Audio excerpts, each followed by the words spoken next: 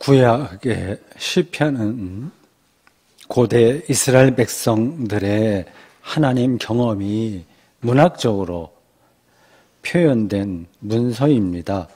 시 형식이라서 울림이 크긴 하지만 좀 까다롭습니다.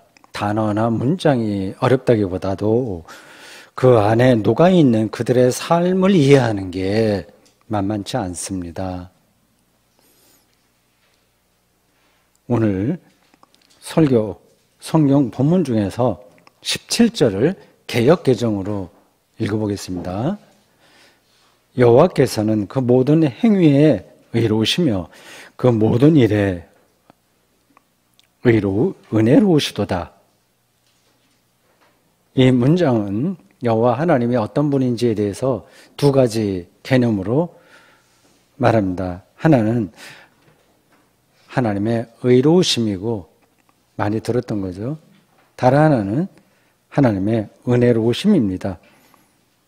두 번째 나온 단어 은혜로우심은 히브리어 웨아시드의 번역인데 성경 번역본에 따라서 정말 번역본이 많거든요. 사본도 많고요. 에 따라서 거룩하심, 은혜로우심, 인자하심, 사랑 등등으로 나옵니다. 저는 우리의 일상과 연관해서 이 단어가 가장 어울리는 게 이 단어에 웨아시드라고 하는 히브리어에 가장 잘 어울리는 게 선하심이라고 생각합니다. 비슷한 이야기예요. 은혜로우심, 거룩하심, 인자하심, 사랑. 저는 선하심이 가장 우리 일상에 적합한 용어가 아닌가 생각합니다. 시편 23편 6절에는 인자하심과 선하심이 거의 같은 의미로 나와요. 여러분이 알다시피 우리의 삶에서 하나님의 의로우심과 선하심은 그렇게 당연한 게 아닙니다. 성경에는 그렇게 나오는 단어들은 그렇게 당연한 게 아닙니다. 그 안에 들어간 사람에게만 그게 보이는 단어입니다. 고대 이스라엘은 무엇을 근거로 하나님을 의로우시며 선하시다고 찬송하는 것일까요? 오늘 여러분도 그렇게 노래할 수 있으신가요? 그리고 그렇게 노래하면서 일상을 살아가시나요? 본문은 단순히 하나님께서 그냥 의롭다 이렇게 이야기하지 않고 모든 행위에서 의롭다고 말합니다. 모든 행위. 한두 가지 행위가 아니라 모든 행위입니다. 좀 과장으로 들리죠. 우리에게는 그렇게 보이지 않는 일들이 오히려 많습니다. 정의, 공정함, 이건 거리가 먼 일이 얼마나 많습니까? 하나님이 도대체 정의로우신 분 맞나? 그럴 만한 능력이 있나? 하는 의심도 듭니다. 억울한 죽음도 많고요. 악한 자가 승승장구하는 일도 많습니다. 어려운 집안에 태어난 사람도 있고요. 루저라고도 할 수 있죠. 넉넉한 집안에서 태어난 사람들도 있습니다. 공정하지 않은 일들도 분명히 일어납니다. 그러나 모든 행위에서, 즉 전체에서 그분은 의로우신 분이십니다. 그걸 시편 기자는 뚫어본 겁니다. 전체에서 의롭다면 부분 모든 것들도 사실은 의로운 겁니다. 다만 우리 눈에 그렇게 보이지 않을 뿐인 거죠. 개개인의 인생도 부분적으로는 우여곡절이 참 많아요. 내 인생이 왜 이렇지? 나 자신을 왜 이렇게 제어하지 못하지? 등등 많습니다. 그러나 전체적으로는 우리 인생에 하나님의 의로우심이 드러납니다. 죄와 죽음에서 해방되었다는 사실보다 더 분명한 하나님의 의로우심이 어디 있겠습니까? 이런 사실을 단지 그냥 말로만이 아니라 우리의 삶 전체로 받아들인다면 불의한 세상에서도 우리는 시편 145편 1절에서 5절에서 보듯이 왕이신 나의 하나님을 높이고 주의 이름을 영원히 송축할 것입니다. 사실 고대 이스라엘 백성들도 불의한 세상 앞에서 절망한 적이 많았습니다. 오히려 그런 순간이 더 많았어요. 악하고 불의한 세상을 질타한 선지자들이 한둘이 아닙니다.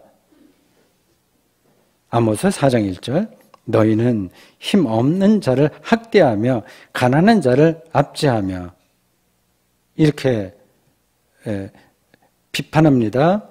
모양만 약간 달라졌지 그런 일은 지금도 여전히 일어납니다. 하박국 선지자는 이렇게 호소했습니다. 1장 2절 내가 강포로 말미암아 외쳐도 주께서 구원하지 아니하시나이다. 절망적인 상황인 거죠. 시편 기자들도 오늘은 이렇게 의로우시고 선하시다, 은혜로우시다 말하지만 불의로 인한 고통을 반복해서 하나님께 탄원했습니다. 탄원시를 많이 드렸습니다. 시편 26편 5절 내가 행악자의 집회를 미워하오니 악한 자와 같이 앉지 아니하리이다. 고대 이스라엘 백성들은 그렇게 여유만만해서 하나님의 의로우시고 선하시다 이렇게 말할 형편이 아니었습니다. 그들의 정체성을 한마디로 규정한다면 엑소더스 공동체이고 유목민 공동체입니다. 제가 종종 표현하는 개념으로 바꾸면 영적 노숙자 공동체입니다. 그들은 늘 생존의 위협 가운데 있었습니다. 사실은 우리의 삶 자체가 늘 생존에 아슬아슬하게 걸쳐 있어요. 애굽에서 인종차별을 겪었고 아시리아의 군대에 망했고 바벨론의 포로로 잡혀갔습니다. 정의롭지 못한 세력 앞에서 그들의 운명은 나락으로 떨어졌습니다. 대표적으로 족장설화에서 한 대목을 꼽을 수 있는데요. 그 야곱입니다. 그가 흉년 끝에 가나안을 떠나서 애굽으로 갑니다. 다행히 그곳에는 죽은 줄 알았던 아들 요셉이 총리 자리에 있었습니다. 애굽 왕 바로에게서 당신 몇 살이요? 이런 질문을 받고 첫 대면이에요. 자기를 이렇게 소개합니다. 창세기 47장 9절에요. 내 나그네 길의 세월이 인생의 나그네 길이니까 세월이 130년이니이다. 내 나이가 얼마 못 되니 우리 조상의 나그네 길의 연조에 미치지 못하나 험악한 세월을 보내었나이다. 요 험악한 세월 한마디에 고대 이스라엘 백성들의 실존이 다 담겨 있어요. 고대 이스라엘은 못 볼 걸 다 겪는 험악한 세월을 살았습니다. 그런 세월을 그런 운명을 바꿔보려고 노력했지만 제국에 의해서 파멸될 수밖에 없었습니다. 하나님의 의로우심을 말하기에는 너무나 거친 역사를 살았습니다.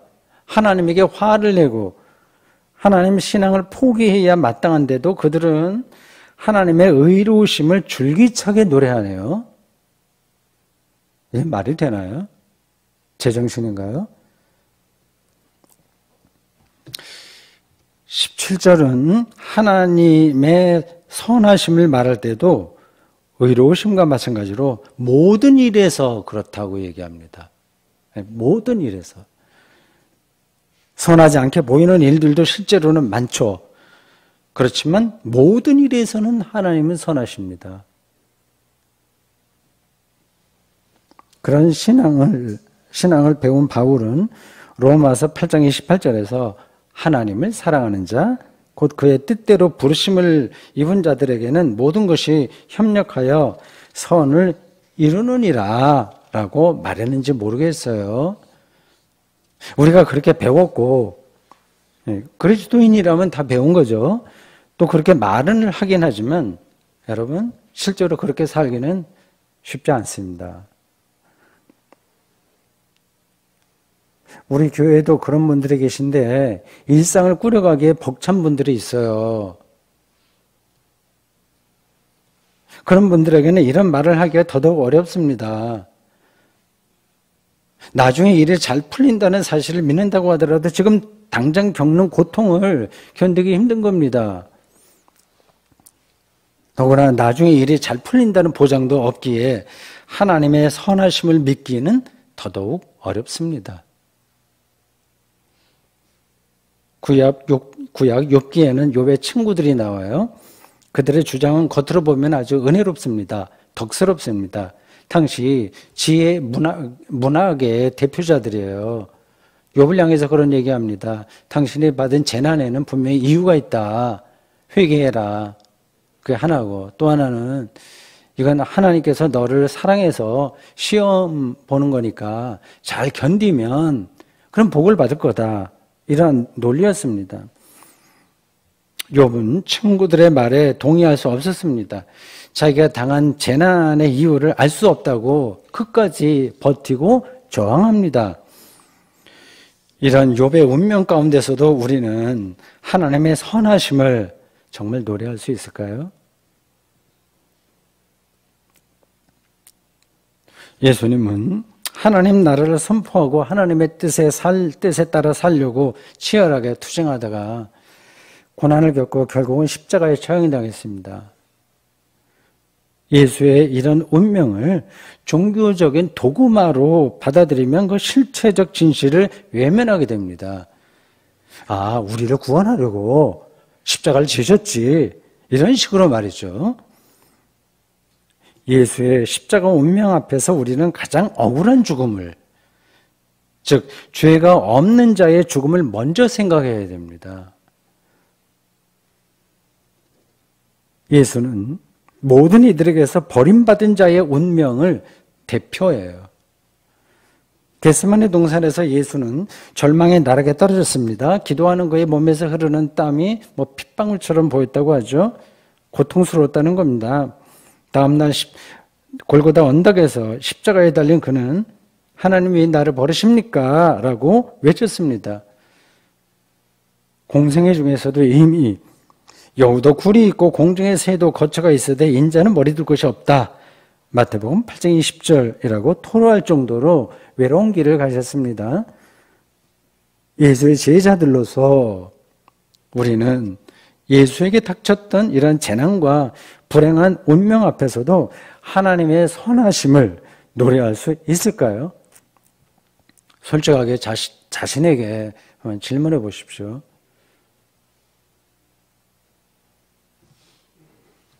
우리는 말로만 그리스도인이지 실제로는 세상에서 배우고 경험한 상식적인 가치관에 치우쳐서 살아가는지 모릅니다. 우리 스스로 느끼지 못하는 사이에 그리스도교 신앙이 들어갈 여지가 전혀 없을 정도로 우리 영혼이 세상의 가치관으로 빼곡하게 들어차 버린 겁니다. 어떤 신학자가 말했듯이 예수 이름으로 세례받은 이방인이라고 할 수 있습니다. 겉모양은 그리스도인이고 삶의 실질적인 내용은 이방인이라는 뜻입니다. 그러니 작은 일로도 삶 전체가 흔들리는 거 아니겠습니까?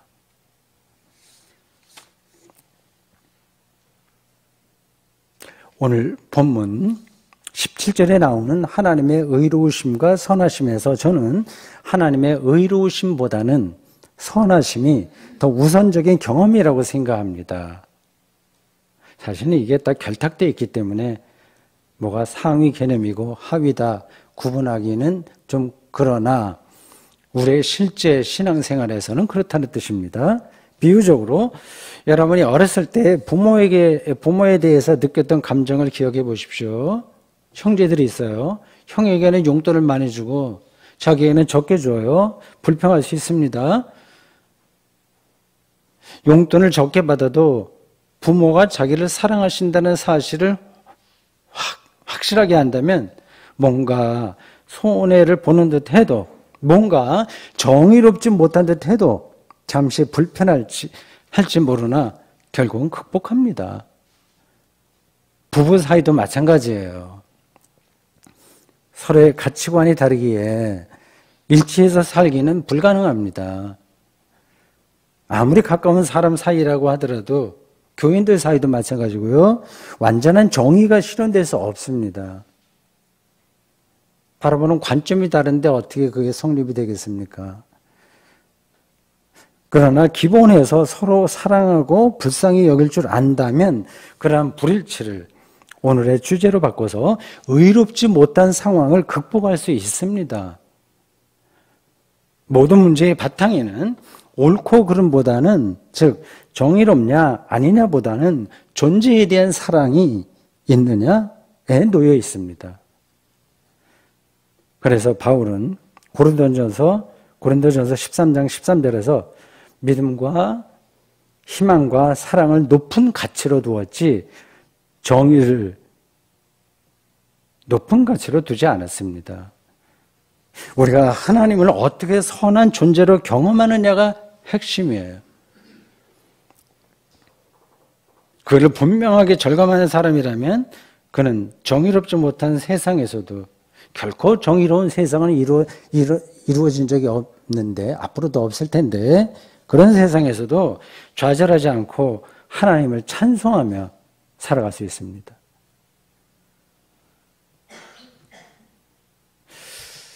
하나님을 어떻게 선하시고 의로우시며 사랑이 가득한 분으로 경험할 수 있을까요? 이미 그런 경험이 여러분들에게 있으신가요? 그렇다면 다행이지만 여러분, 그게 저절로 되는 게 아닙니다. 아이들이 저절로 철드는 게 아니듯이 말입니다.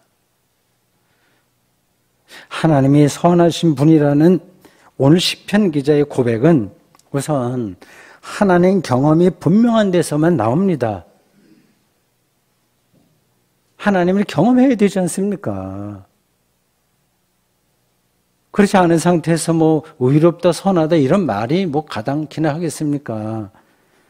흔한 말로 하나님을 만나야 합니다. 오늘 설교보면 시편 145편 18절에서 21절에 하나님 경험에 관한 묘사가 나옵니다. 이것은 시예요. 시적인 표현이에요. 메타포예요. 18절을 들어보십시오. 여호와께서는 자기에게 간구하는 모든 자, 곧 진실하게 간구하는 모든 자에게 가까이 하시는도다. 임마누엘이죠. 가까이 하시다. 이어서 19절에서는 자기를 경외하는 자들의 소원을 이루시고 부르짖음을 들으시고 구원하신다고 했습니다. 이게 뭐지? 그렇게 들릴 수도 있어요. 시편 기자에게 여호와는 정말 선하고 좋으신 분으로 경험됐어요. 그러니까 믿을 만한 분입니다. 그래서 어떤 어려움 가운데서도 145편 2절에서 이야기하듯이 내가 날마다 주를 송축하며 영원히 주의 이름을 송축하리이다. 이렇게 반복해서 노래할 수 있었습니다. 이런 경험 없이 하나님의 신앙은 성립되지 않습니다. 우리가 오랜 세월에 걸쳐서 하나님을 믿는 그리스도인으로 특히 예수를 통한 복음 전통 가운데서 살았는데도 불구하고 이런 하나님 경험에 이르지 못하는 이유는 교회 생활과 일상에서 하나님 자체를 생각하지 않는다는 데 있습니다. 조금 이상한 이야기처럼 들리긴 하죠. 하나님을 생각하지 않는 거예요. 겉으로야 하나님이라고 말하지만 마음은 하나님에게 닿아 있지가 않습니다. 교회 활동에만 관심이 있을지도 모르고 교인들과의 관계만을 중요하게 여길지도 모릅니다. 그러니까 하나님 자체를 생각하고 가까이 가는 일과 교회 활동은 다른 겁니다. 교회 업무나 활동도 중요하나 본질은 하나님 경험입니다. 그런 경험이 없으니 본질 외의 것에 너무 민감하게 되고 그런 과정에서 섭섭한 생각도 많이 듭니다. 그건 인재상정이니까 어쩔 수 없긴 하나 그런 방식으로는 하나님을 경험할 수 없다고 하는 건 분명합니다. 하나님 자체를 생각한다는 게 무엇인지를 비유적으로 좀 말씀드릴게요. 제 경험입니다. 비유예요. 뭐 다른 데도 제가 이야기한 것 같은데 여기 딱 맞는 것 같아서 다시 한번 말씀드립니다. 저는 아침에 눈을 뜨고 가장 먼저 밝아오는 동창을 봅니다. 그 동창을 통해서 동산 풍경은 바라보는 풍경은 매일 다릅니다. 매일 달라요. 그 앞에 새들이 어떻게 지나가는지 순서도 다르고 색깔도 다르고 다 다릅니다. 그 너머에서 해가 천천히 떠오르는 걸 봅니다. 돈으로 계산할 수 없는 순간입니다. 침대에 걸터 앉아서 잠깐 기도하고 곧 일어나 화장실을 향합니다. 그 순간이 저에게 또 한 번 환희로 다가옵니다. 오늘도 내가 두 발로 서서 걸을 수 있다는 사실에 놀라워합니다. 걷지 못할 수도 있는 거거든요. 근데 걸었어요, 오늘은.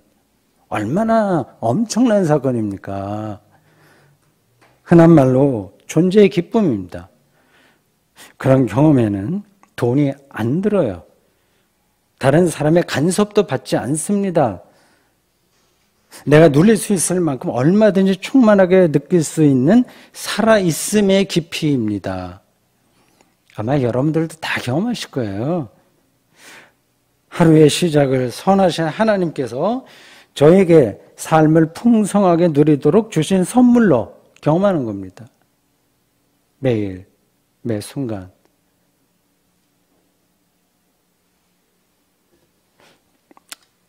이 대목에서 그러면 침대에서 일어나지 못하는 사람, 오랫동안 병들거나 뭐 등등 여러 가지 이유가 있겠죠. 그런 사람들은 어떻게 해야 되는데 이렇게 묻고 싶으신가요? 그런 극한의 고난까지 쉽게 극복할 수 있다고 제가 말씀드리는 게 아닙니다. 하나님께서는 제가 상상할 수 없는 방식으로 그런 이들에게도 하나님의 선하심을 경험할 수 있게 하신다고 저는 믿습니다.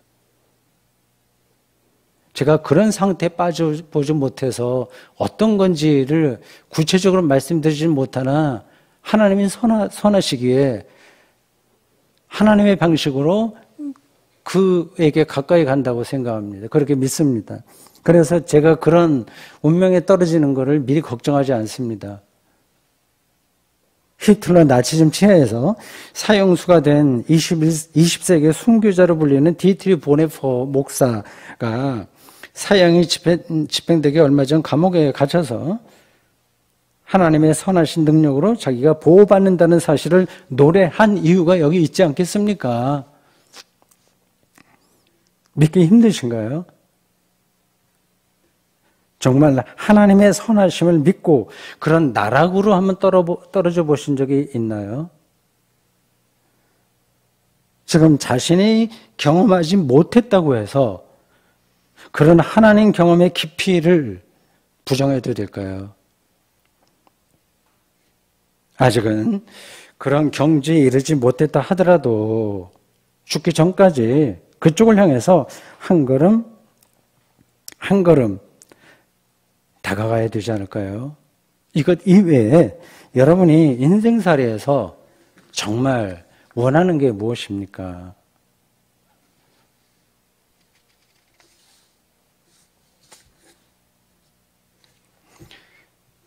오늘 여기 시편 기자의 고백과 찬송은 우리에게 두 가지 노력이 필요하다는 사실을 강력하게 요청한다고 저는 생각합니다. 하나는 우리가 각자의 일상에서 다 달라요. 하나님의 의로우심과 선하심을 찾는 노력입니다. 특히 하나님의 선하심이 어떻게 나타나는지를 여러분의 일상에서 찾아보십시오. 하나님의 선하심은 이미 우리에게 왔어요. 하나님 나라가 가까이 왔다는 예수님의 말씀처럼 그걸 볼 수 있는 눈이 가려졌을 뿐입니다. 여러분이 언제 어디서 경험하게 될지는 저는 모릅니다. 하나님 경험은 각각 다 고유하기 때문입니다.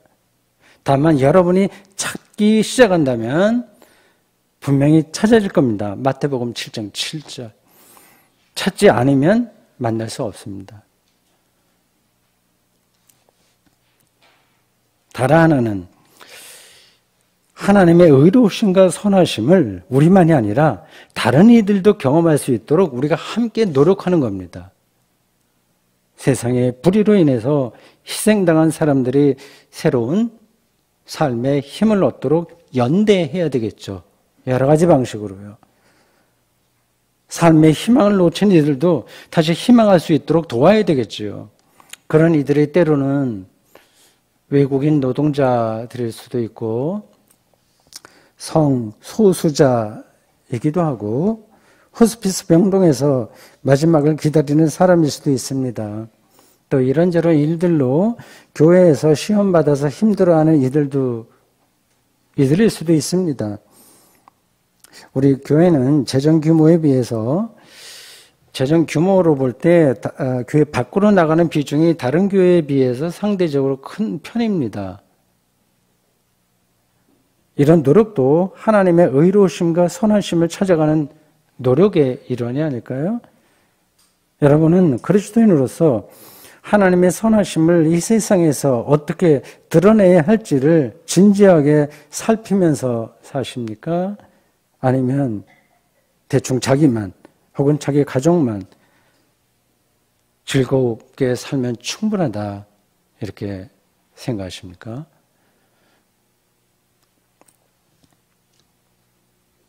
사랑하는 성도 여러분, 하나님의 의로우심과 선하심을 찾아가는 우리 인생살이에서 근본 토대는 예수 그리스도이십니다. 예수께서는 우리에게 하나님을 아빠, 아버지로 인식하게 해주셨습니다.